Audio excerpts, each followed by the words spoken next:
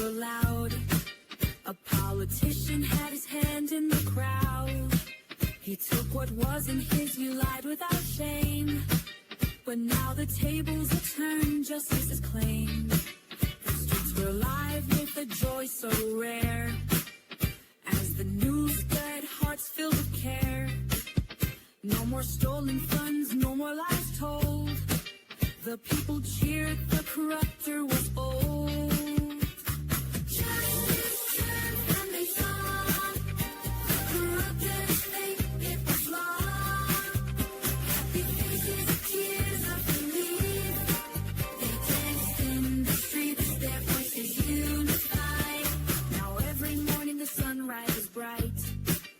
No more shadows, no more deceitful light.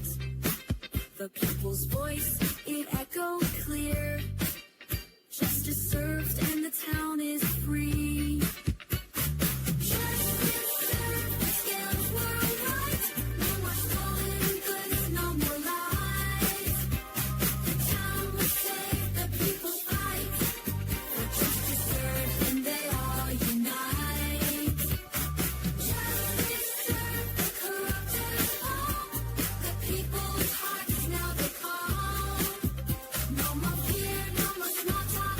Justice served, the talents we clap. Hi, Everett friends. Good to reach out and chat with you again. Hopefully you've had a chance to watch the first stream that dropped last night. It was ready for people to view this morning when they woke up.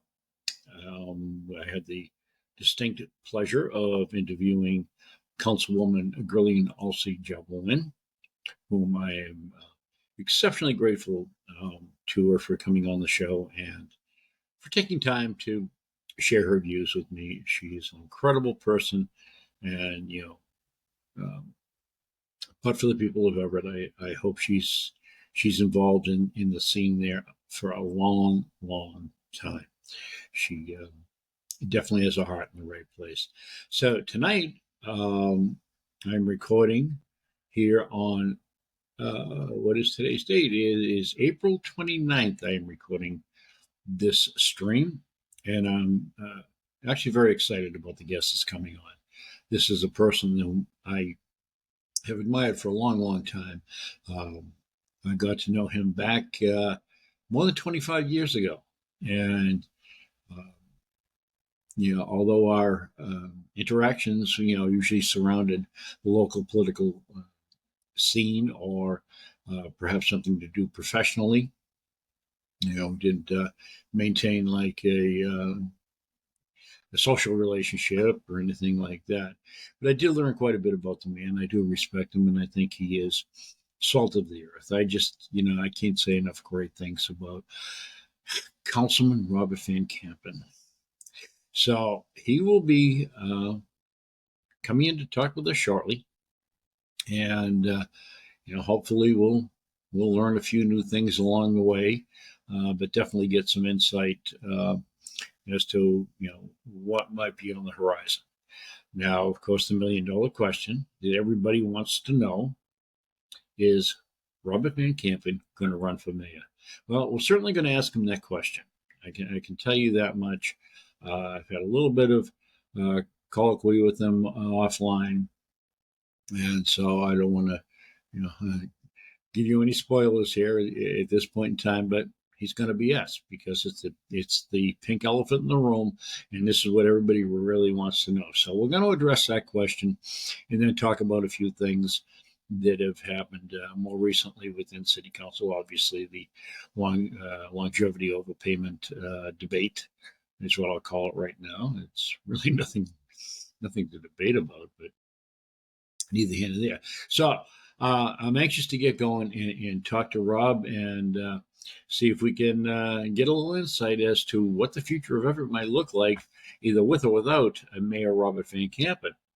All right, turning it over. Open the door, and here he is. Hello, Robert. First and foremost, hello to my very good longtime friend, Walter Rice. We go way back to when I think neither of us had any gray hair, so those were the good old days, I suppose. But good to see you in this forum, Walter. You look good. You too. You too. Yeah. Welcome, So, why am I where I'm at today? Is that your question? Or how did I get to Yeah. this point? Yeah. Well, tell me about the canoe that brought you in. Sure, of course. So, I have always had a very strong commitment to public service. And as you know, uh, when I started my career as an attorney, I was a union side labor attorney working in-house representing public sector employees over a 4-state region. Went into private practice for a couple of years, continuing to do municipal law work. And then at some point was given the opportunity to serve on a full-time basis in a neighboring community where I served as city solicitor, doing all sorts of great things in that community, whether it be labor negotiations, development opportunities in the community, every aspect of municipal government. And Rose, Now, if I may, go ahead. we're talking about Melrose, right? Correct. Yeah. Okay. So, in the interest of full disclosure here, so people understand our relationship, I served as the interim veteran service officer for the city of Melrose as well when you were serving there.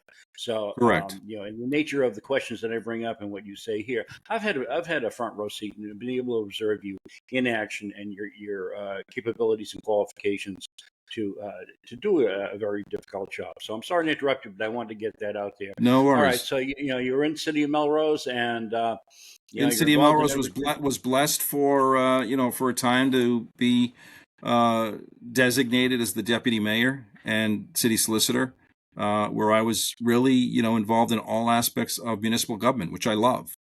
And ultimately in 2021, I left Melrose, went back to the labor movement, where I currently serve as the general counsel for a union side practice covering a 4-state region. We've got public sector and private sector employees. And just to kind of come full circle on this, what got me back into politics, because as you know, I was in office for a number of years, about 10 years ago.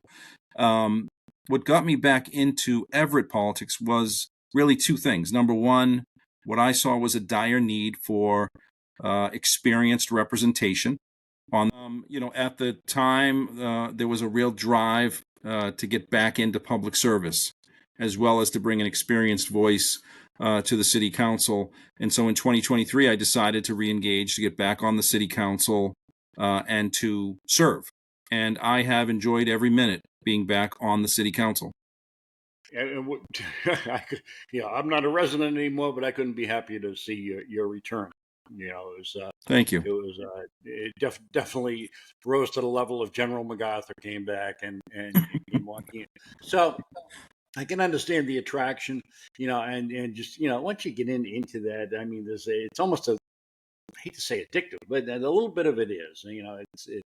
It gets under your skin a little bit, and somebody like you knows you can affect change.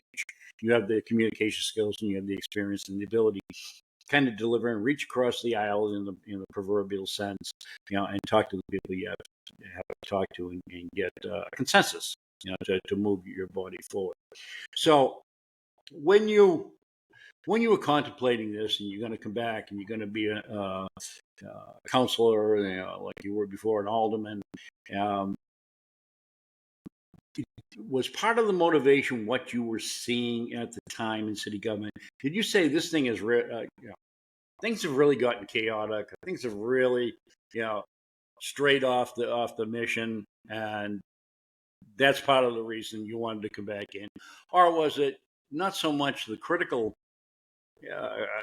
opinion that you had? It was just the desire to be back in the mix. So again, do you come in with the mindset of there needs to be a better form of government? I mean, you have that general feeling? Well, when I came back, one of the I mentioned the two drivers earlier, but sort of kind of an ancillary reason was, not ancillary, quite frankly, this is primary, was the fact that we have experienced such division in our community for the past several years. And in my view, there was a dire need, number one, to bring some grown-ups into the room to address those divisions and to heal those divisions. And then equally important was a need to bring a functional city government forward, because I've also seen, on top of the division, growing dysfunction in how city government operates. And so my hope was, and as you know, the first year I was elected to that first term, which is the current term, my colleagues bestowed on me the honor to make me president of the city council, which was not a title I was striving for, which was not a role I was looking for. But at the time, I think there were members of the council who felt I would be a great fit to try to stabilize what was, at that point, somewhat of an unstable situation. And from the cheap seats, the council was correct in that, because it worked. It worked. The whole demeanor and the whole tone and just the general cooperative effort of the council itself took a shift for the better once you got into the seat. Thank you for those kind words. It's not a case of having to be heavy-handed or anything like that. It's just a case of knowing how to channel that information, just as you did last night when we had the conversation, going back and forth when Miss Stephanie was up there, and there was a lot of banter back and forth about this being wrong and that being wrong and this and that, and you immediately grabbed the reins and you tried to restore some sanity to that situation, because it was counterproductive to what you were trying to achieve there. But what I'm getting at is the language you use, the diplomacy you use, has been sorely lacking in the past. People just don't have the depth and professionalism to sit in and oversee this as you do, because you do have the roots, you do have the experience for this. As I said in my monologue introducing you, the pink elephant and the $1 million question when it comes to the capabilities and qualifications of Rob Van Campen, and everybody wants to know, and I'm going to ask you, and I'm not going to pressure you to give me a definitive answer if you can't, but if you can, please. And I will say publicly, if you're not ready to commit one way or the other with an answer on the question, and you know what the question's going to be, that you consider Everett Reinvented as being your platform to make an announcement, should be in the positive or the negative. So, of course, the question we're asking, is Rob going to run for mayor? Have you made a decision on this? So, I first of all, let me say, okay. I'm flattered that the community, residents in the community, stakeholders in the community, stakeholder groups in the community have asked this question of me. Are you a candidate for mayor? Are you going to run for mayor? And I want to say, this might be a long answer to your question, but I feel the need to share this. When I decided to run for city council in 2023, I had no intention of ever running for mayor again. Zero intention of ever running for mayor again. I had done it prior unsuccessfully and had really no intention. My intention was to bring good public service back to, at a minimum, to the city council. In fact, I shared that sentiment with the current mayor, that I had no intention of seeking the office of mayor. My intention was to be an experienced voice on the city council. Well, I will say, while that continues to be my intention, the ground is shifting beneath my feet and the feet of everyone in the city of Everett these days, particularly and by the minute it shifts. Correct, by the minute, particularly with what's happening with respect to the Inspector General's report that recently came out, and the issues that rose to the surface as a result of that. And now the city councils need to really take on a responsible, grown-up role to address those issues. And I have to say, for your viewers some of whom I hope are my colleagues on the city council, the city council is absolutely doing its job right now with respect to this matter, because we are duty bound to the people of Everett to make sure those recommendations are properly and fully and fairly implemented. Correct. But let me finish the answer here, Walter, before you go to your next question. So just to put a finer point on the answer to your question.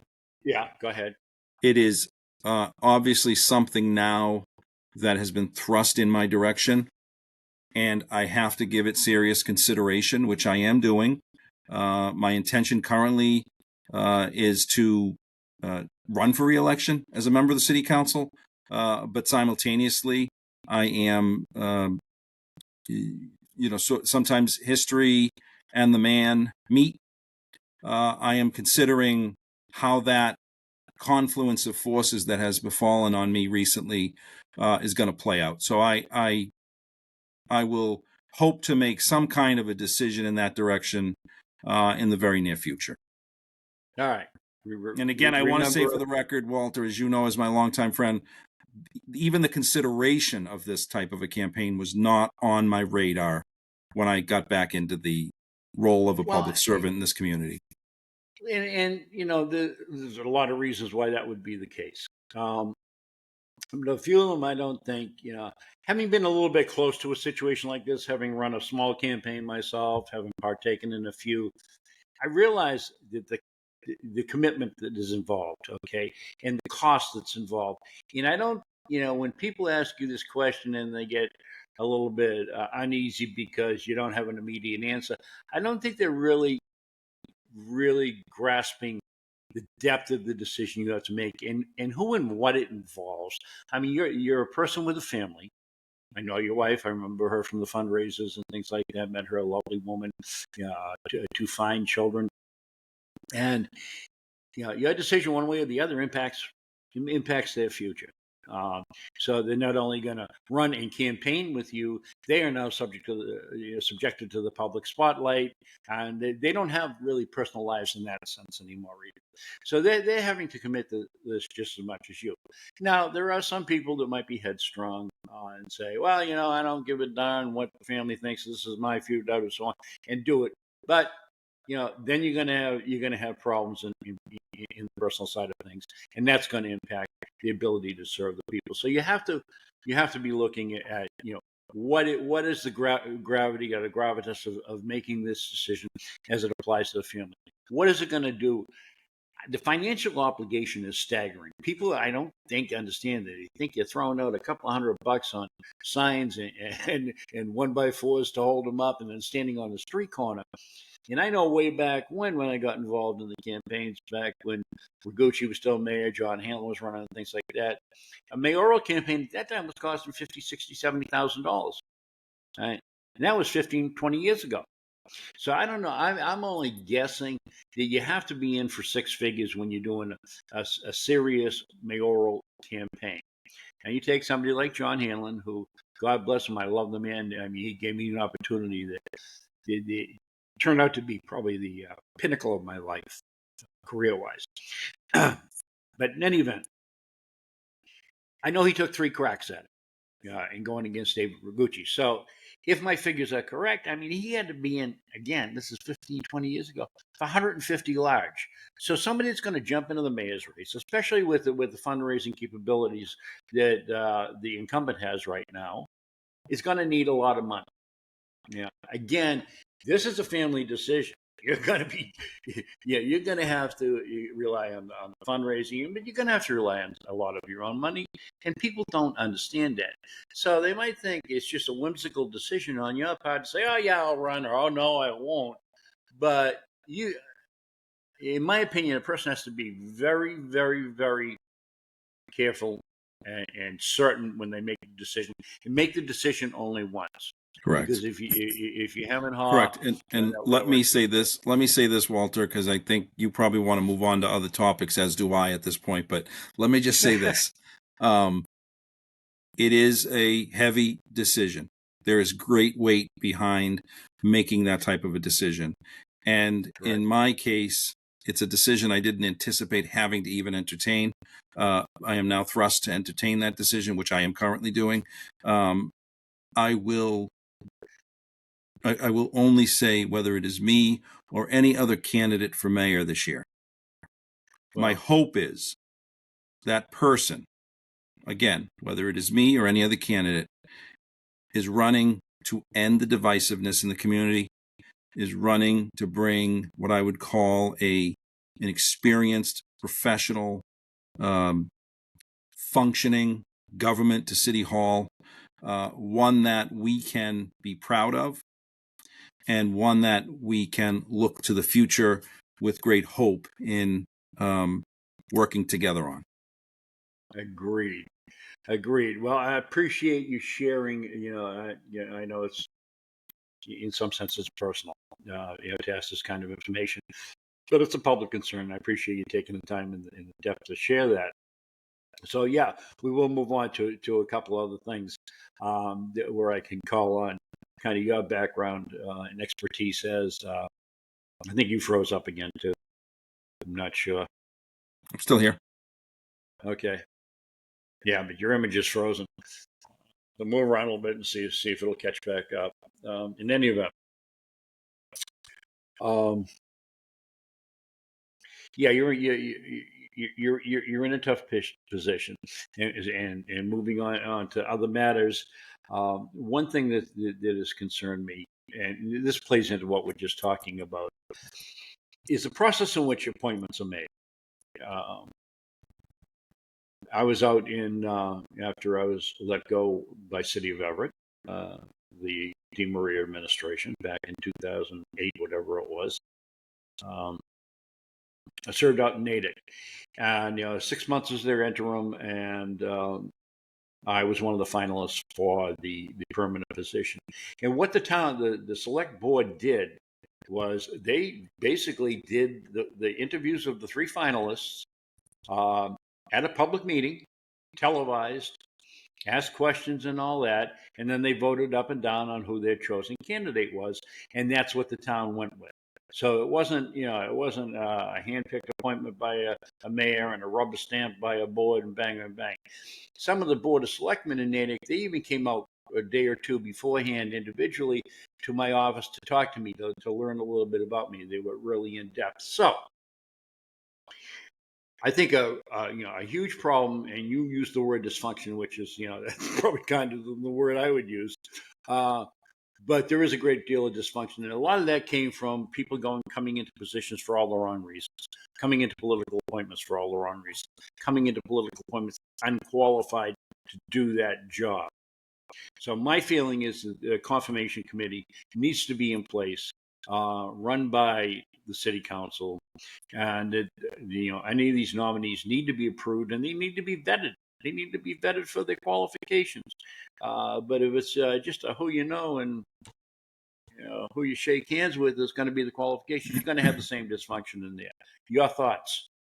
Yeah, no, I mean, it's a great point. One of the things I did right out of the gate when I had the pleasure, or the honor, I should say, of serving as council president in 2024 was to ensure that all appointments, whether, board appointments, department head appointments, that all appointments went to the Legislative Affairs and Elections Committee of the City Council, and that those appointees, at a minimum, were able to provide their resume or some documentation of their background for the appointment that they were seeking.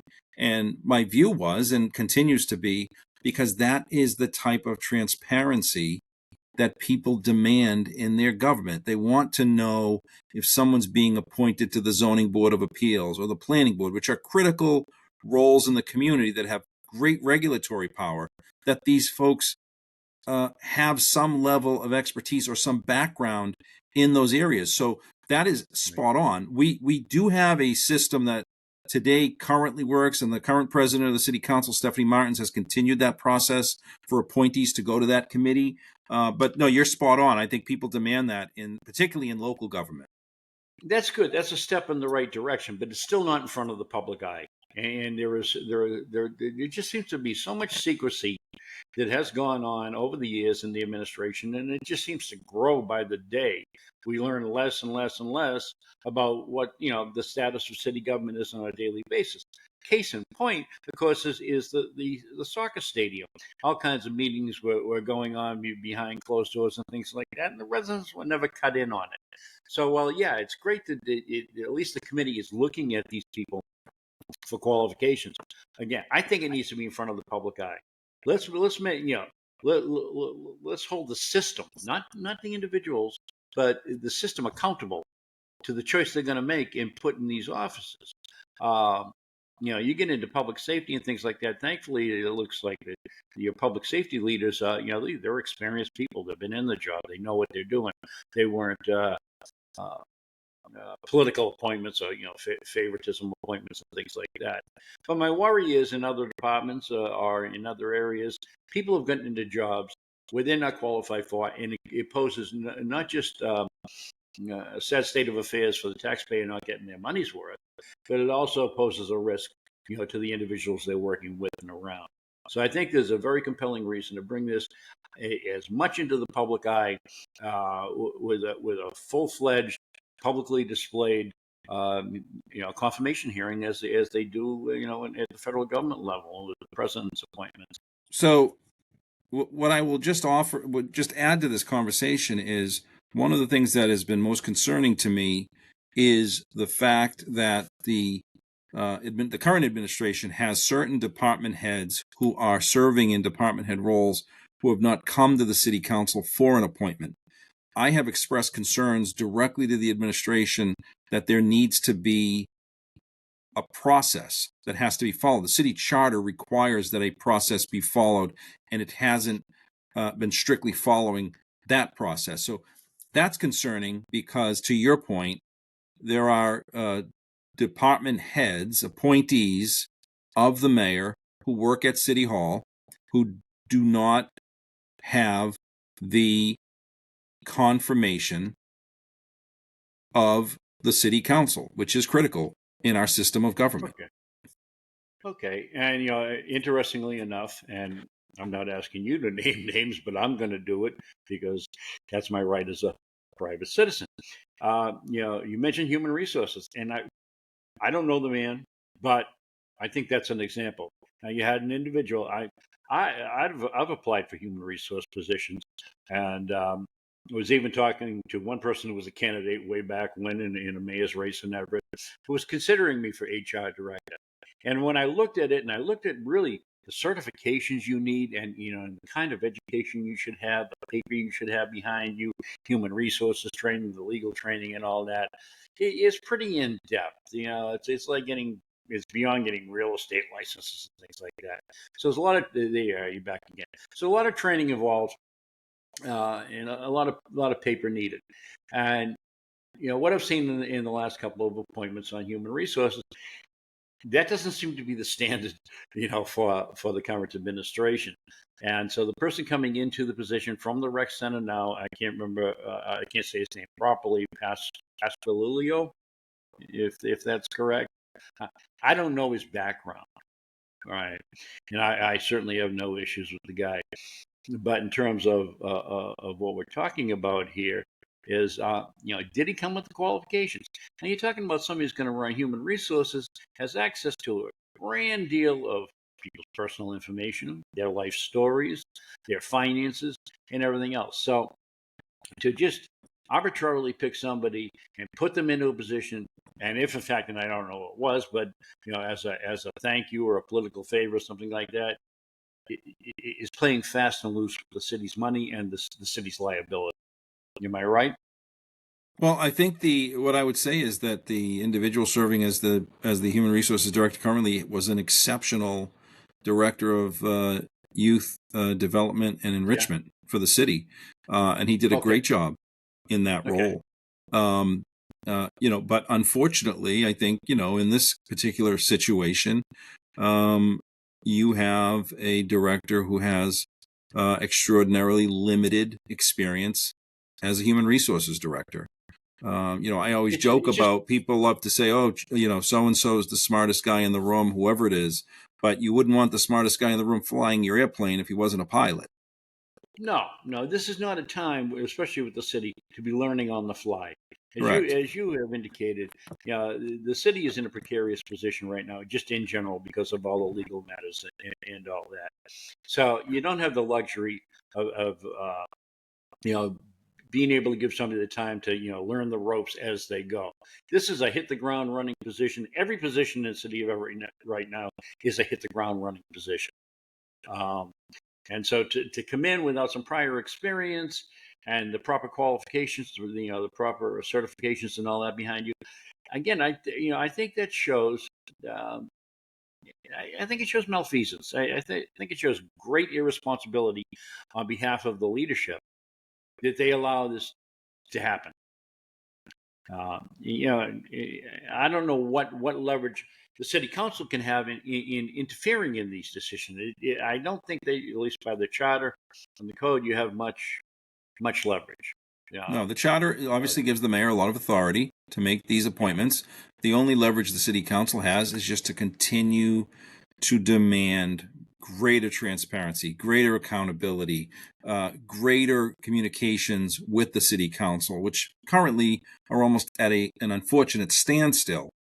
But that is really the lever that the city council can pull. Greater accountability, greater transparency, so that the community and the people of Everett can understand who's getting these roles, can understand their qualifications and background, and can understand why they're the best for those roles. Yeah. All right. Well, this it's a good segue into the second thing. Is as far as I know, the council does not have an ethics committee, do they? The council, I believe, does not have an ethics committee. You caught me off guard on that one, but I don't believe it does. All right. Wouldn't you think one could be used, but it would only be effective if it was one that was proactive. If it's going to be, and let's face it, you and I have been in the political game for a long time. And a lot of times we know when something comes up, like a bill or something like that it might be turfed off into a committee because the people just want to see it die in a natural death while it's in there waiting to come back out. But so if there was an ethics committee, you would have to have some teeth. It would have to have standards, and it would have to, insist that the members of city government, abide by those standards. And if they don't, the all boys club is over. It's not, we're going to circle the wagons and we'll let you get away with the crap this time. I am so, and again, in disclosure here, you and I had a conversation earlier, and I told you that it just absolutely stuns me.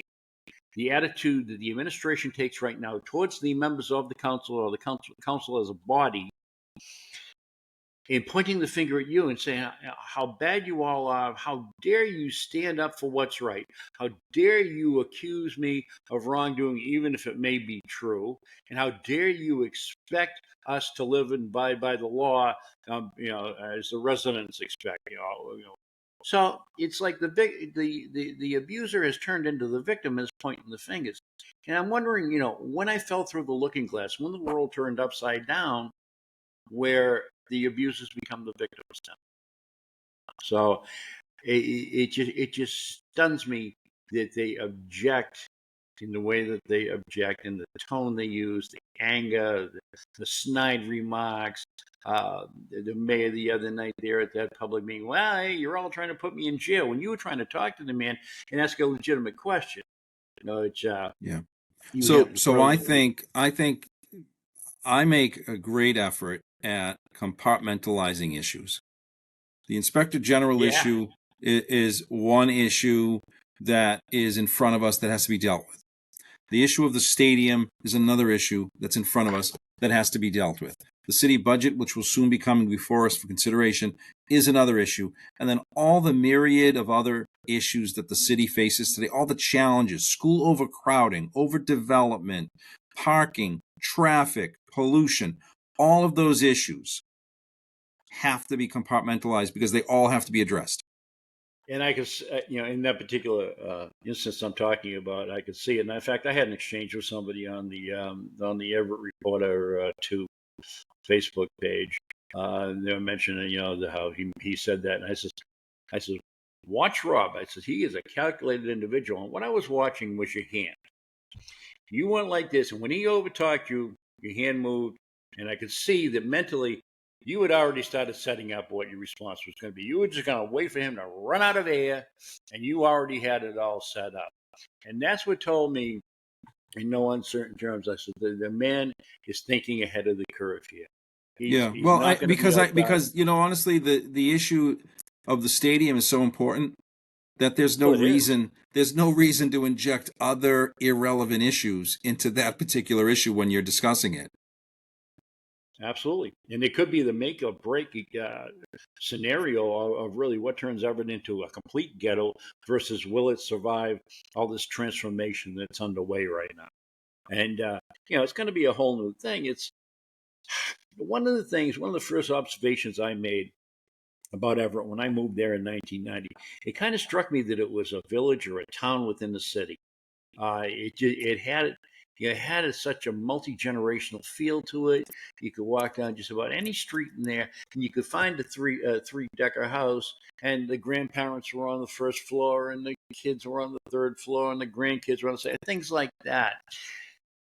So it was the pride of the homeowner that they kind of sustained the communities, not just the homeowner, but the residential homeowner that lived in Everett and had to endure this. And then when people started selling and moving out, or just moving out and renting out, things like that, the concern for the neighborhood went down. But the same motivation is not there that it was 20 years ago. So this whole city is now transformed into a whole different animal, as I see it. And the vested interest that people should feel or did feel in the past, that's not there now, is going to have to be rejuvenated with the newcomers. Which brings me to the questions of, with all the building that's gone on, there is an influx of new people coming into the city. These are new votes. Now, I'll bet dollars to donuts. The rental agents in these high rises were selling them a bill of goods. Oh man, you're gonna, you wake up in the morning, you'll, go to the rooftop pool, do your swim, jump in the 109 bus, and you're gonna be in work 30 minutes. And then they move in and they find themselves sitting on the parkway for 9 hours, a day in the commute and things like that. So they've been sold a bill of goods, and these people need contact. They're out in the wilderness right now. So, have you, as an individual, have you been? Do you hear from any newcomers into the city? Is your office being contacted? Are you aware of city services being contacted? Are these people? Are they starting to respond and ask questions about what's going on with their city government now that they're a new resident? Yeah, I think I think, as you know, the city of Everett was uh, a neighborhood of families. That was the city of Everett, a blue collar, hardworking, proud community where families lived, worked, and played to give themselves, their children, future generations a better life. And we have seen over the last 20 or so years this regentrification of the city of Everett, where a lot of those families, Walter, have left and have been replaced by a very multicultural, diverse population. And I say that as a positive because it is not a bad thing. It's how my ancestors got here, and it's how your ancestors got here. But I will say one of the challenges that I have seen over the last 5 or 10 years, and particularly so since I've been back into public office, is engagement is a difficult thing to achieve, particularly with folks living in larger developments now, like down on Route 16. Larger housing developments is causing a sort of a disconnect between city government and the people who live there. That goes to kind of the point I want to get at is when I say vested interest, people had a vested interest because they were going to be in Everett all their life. And I think even these people that are laying out some heavy money for a rental unit, they don't, probably most of them, their design is they're not going to be there forever. This is not a life decision they've made, to purchase the condo or rent the apartment out there or whatever. This is a transitional point for them. So they're not going to have the same concern or the same interest in seeing a clean city and doing the right but at the end of the thing. day, they should want to. The role of City Hall should be to engage those folks, to give them a vested interest in Yes, the community, to get them buying houses in neighborhoods if they want to have families, to give them the type of quality of life that they're willing to pay for in a community like Everett, close to Boston. That should be the absolutely. role of City Hall. Absolutely. So I guess you've kind of already answered the question I was going to ask after this was, how do you get that engagement? The problem is we don't know what we don't know. And, first the people have to be, outreach has to be conducted, and they have to know, what the expectations they should have with city government, how they should be able to deal with any of the issues and things like that. And as you are saying, that's really not happening right now.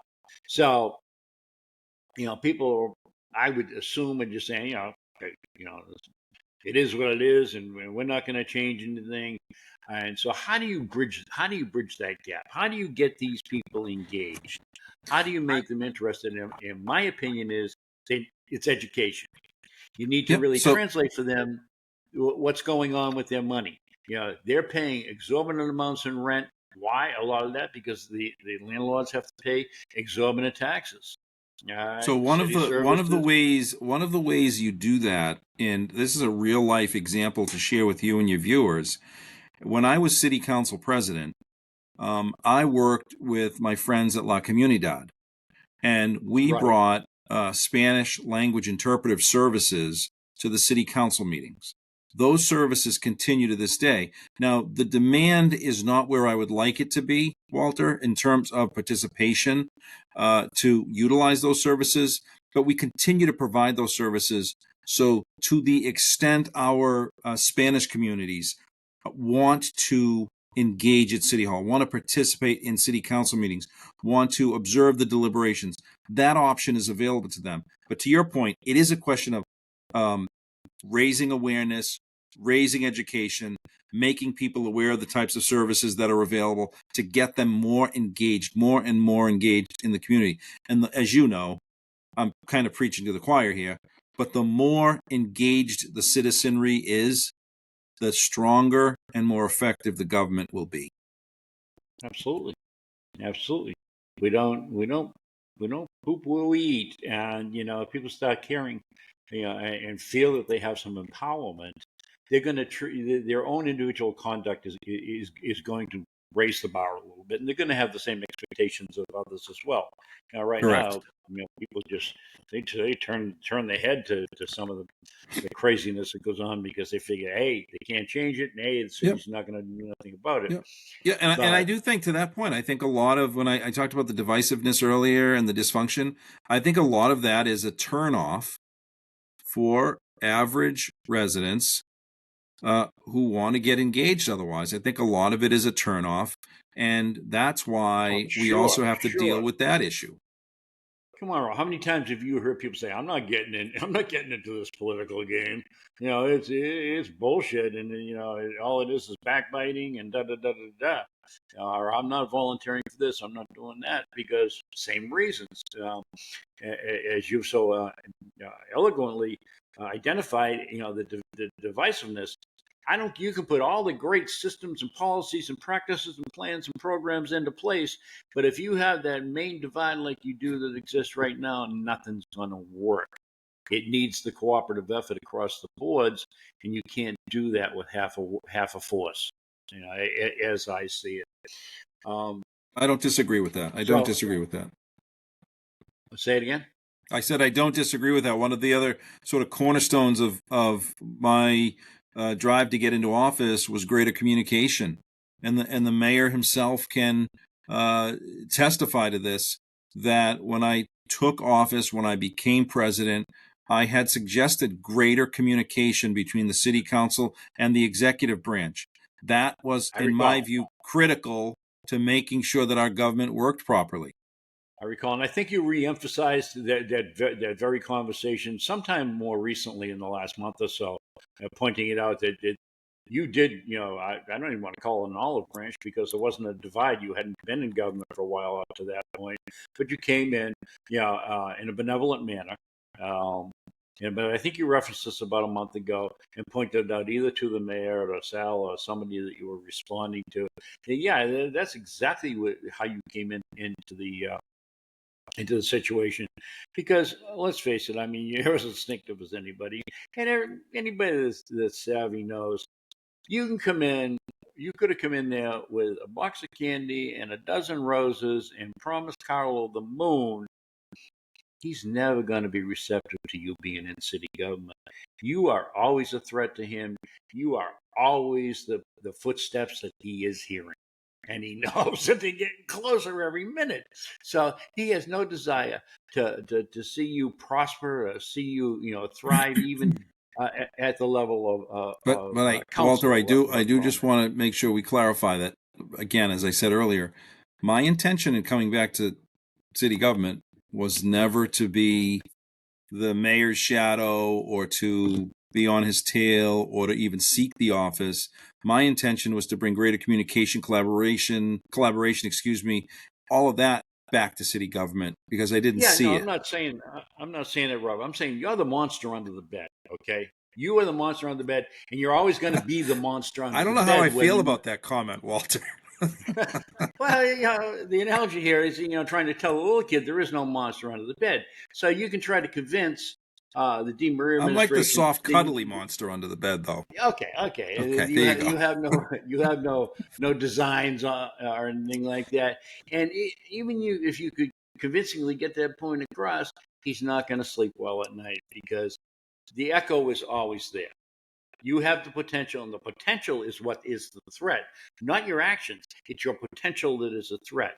And when you take somebody that is a what's a good word, a hollow suit, right, has no substance to them, and knows that they're surviving on optics alone and not substance, that threat is constant because it's a self-assurance thing.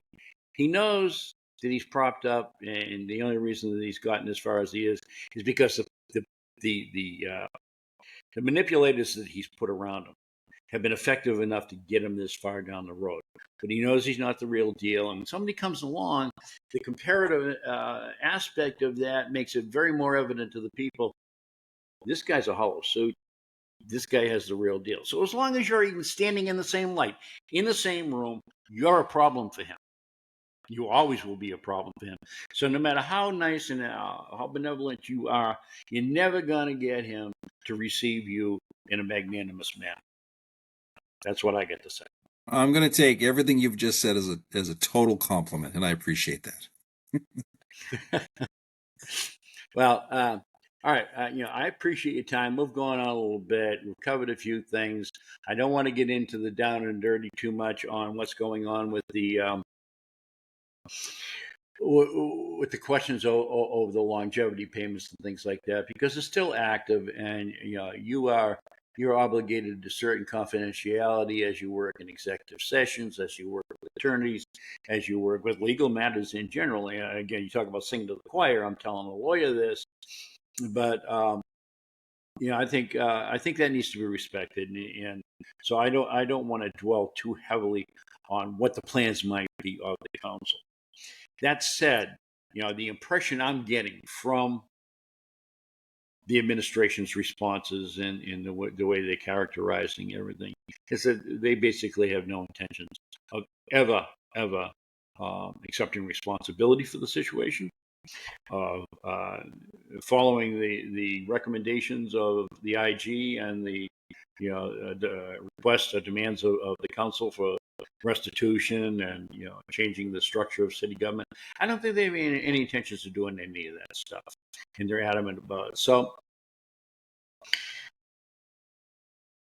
if I'm correct, the next course of action could be that this falls back to the ethics committee, and I don't know this to be true, and I don't know if you have this information as well, but my understanding is if the ethics committee determines that there was in fact some criminal activity or some more significant liability in the civil realm, that they can go ahead and refer to the Attorney General's office.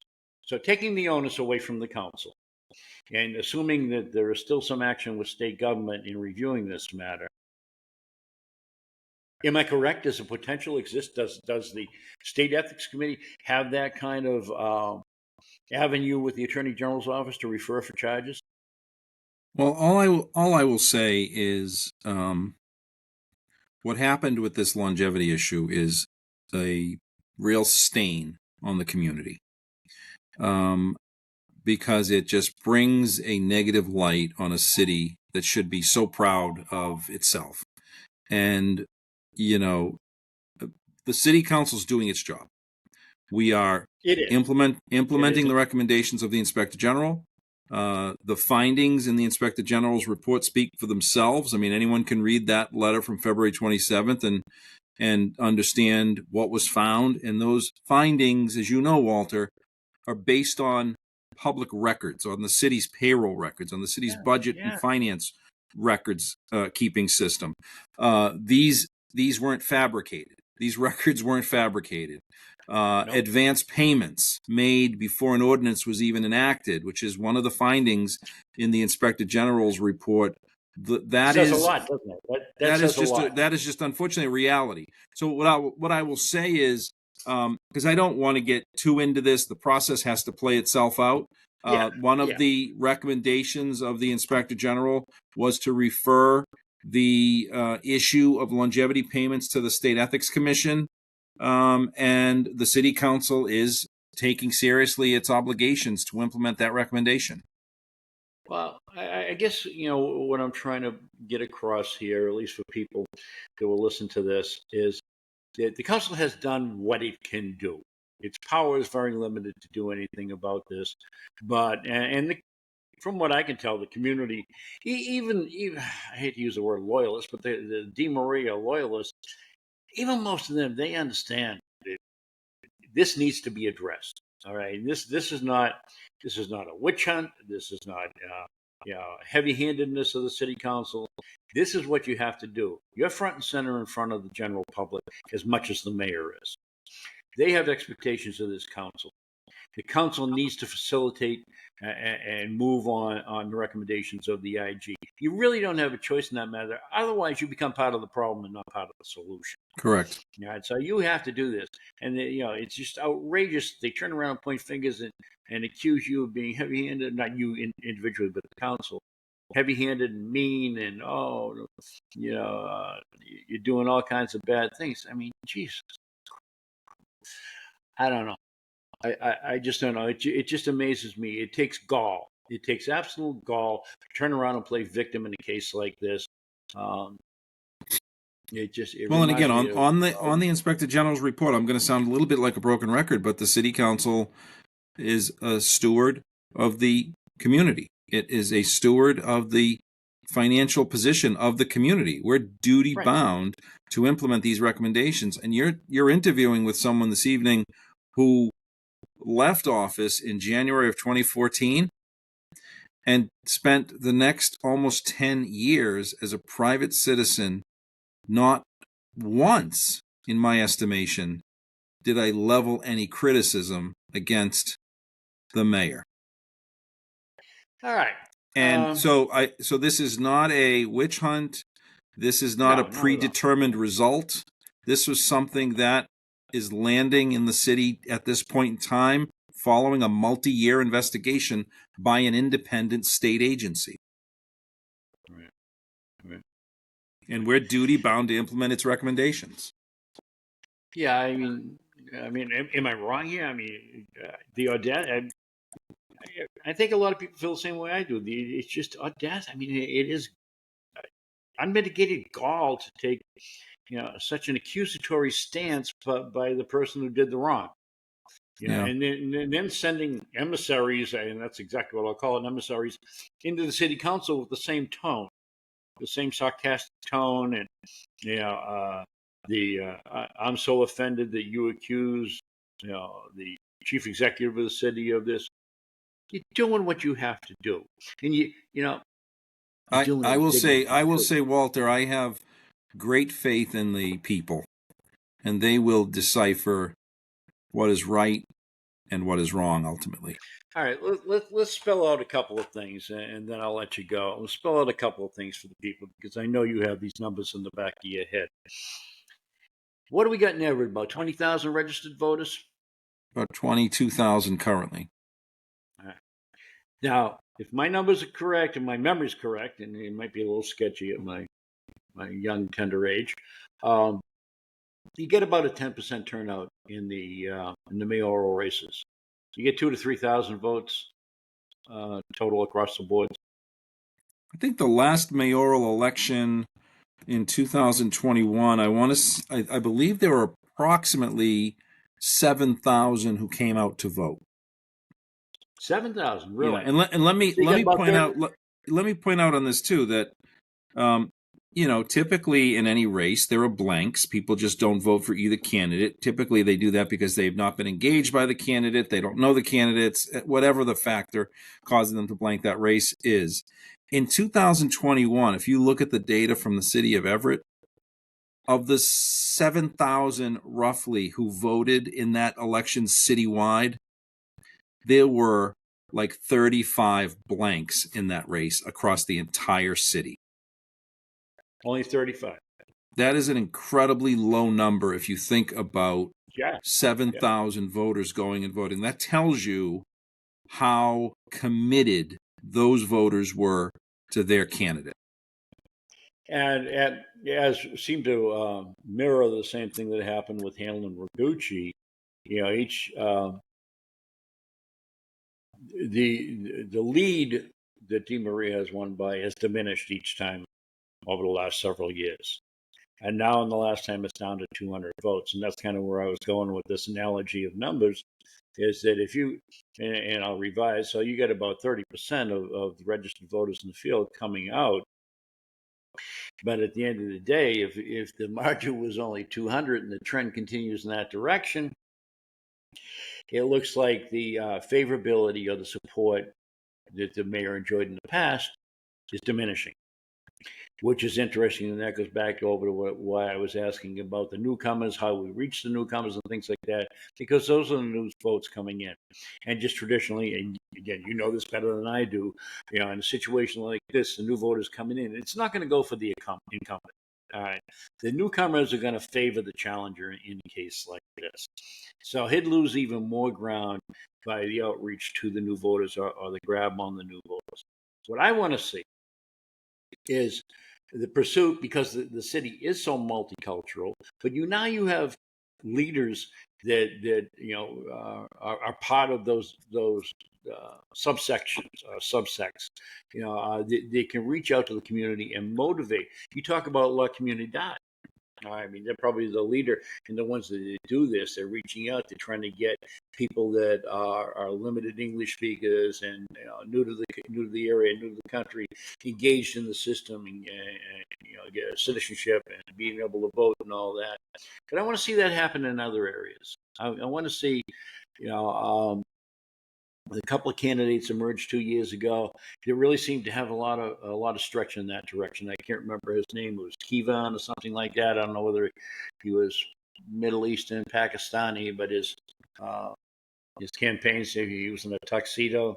And this is a guy that seemed to be a businessman in the community. He's reaching out, to people that come from the same background as him, and encouraging them to get in the mix. So it's through the attraction of the new votes, I think, is going to be the biggest deciding factor in terms of flipping the script here. I really think. Yeah, and that's a challenge. We're not just talking about the mayor here, right? That's a challenge for the city council. That's a challenge for the school committee, as much as it is in the mayor's race. It's a challenge to engage and keep folks engaged and make sure they understand what's important to them and that they convey it and have the ability to engage with potential candidates that information so that there's this sort of shared destiny in the city of Everett. It's just, I don't think people realize that only 20% of I'll call it 20%, we'll go middle of the road between my 10 and the 30, the numbers from that last election. So let's say that 20% of voters are going to be the turnout. So, I think you said, what'd you say, seven? How many? How many thousand? I'm doing the quick math here. 22,000 in the city. It comes. It's 22,000 registered voters, and if you had, again, last mayor's race, you had about 7,000. Your turnout's pretty for a mayor's year. You're at 33% turnout. Not great, So but not abysmal. let's round up the numbers for crunching. But realistically, you, I say you're a city of over 70,000 people now with all the new additions and things like that. Census is, I think, what was calling it 48,000. But even when I was living there, it was upwards of 60,000. So it's going to be over 70,000 now.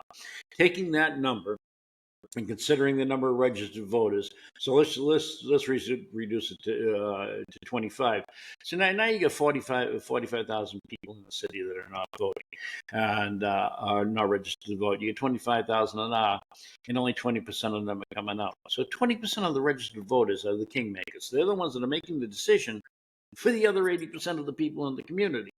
All right, and that's how a person with low favorability winds up in office there. All they need to do is con that little sect, the sect that's going to cast the votes. And we know how that was done and how it has been done traditionally over the years is by promising and trading city jobs and favors and things like that. So you get the family vote and then it comes. But people don't stop to realize that it is a small percentage that are playing kingmaker and making the decision on how the other 80% of the people in that community are going to live. And if they'll just get off their ass, get to the ballot box, and cast the vote based on their conscience, the problem is going to be solved. Yeah, I think the problem, Walter, is voter apathy is so prevalent Sure. at every level, right? State government, national, federal, U.S. government. It's so prevalent. And the real trick for all of us who want to see more engagement and more participation in the electoral process is how to do it and how to make it stick. Not so much for this sort of one-off election where you've got, I'll use national politics just as a small example here, but you've got an Obama candidate who was able to drive people to the polls as a candidate for president.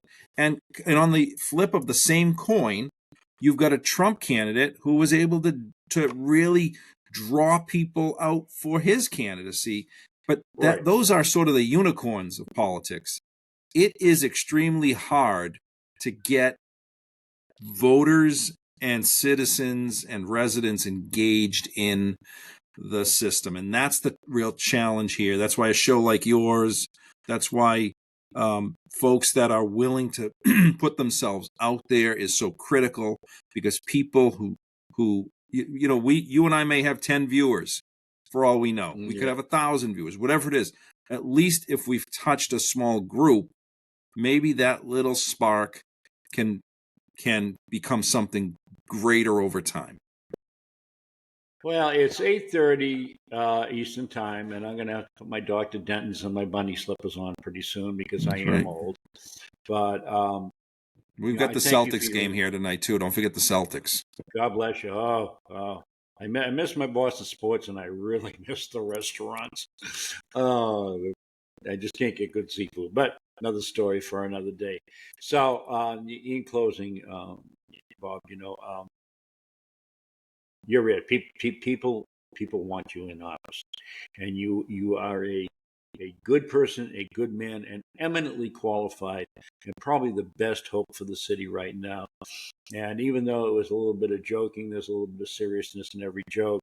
If there are any religious voters in Everett, and they get down on their knees each night to say their nightly prayers, I'm hearing that your name is running a close second to Jesus Christ right now. I think that might be an exaggeration on your part, but I will say this. I am happy to be in the role I'm in right now and serving in even a small capacity right now. Well, I need you to keep mulling it over, and I need you to get to that place in your head where it's the number one, not the only decision you can make, but it's the right decision to make, and that you pull the pin on this, because I think the best hope and the best future ever is sitting right in front of me in this image right now. in Robert Van Campen. I don't think there's anybody else that exists within the city or that has enough knowledge and application here that can measure up. All right. So I know it's a lot of burden to place on you. I mean, sure, it's not everybody that's flatted. Oh, hey, they want me to run it, but it's also a hell of a level of responsibility, and we're coming full circle to what we talked about before. And I hope you make that decision, in the affirmative. I hope you use this platform to do your announcement. I'll even punch it all up, and we'll get people to tune in. Give the little guy a little hope here, and reach out to the small media provider like me. And then whoever the new mayor is, you can write me a letter of reference, tell them I need to run ACTV because I don't like their communication systems very much.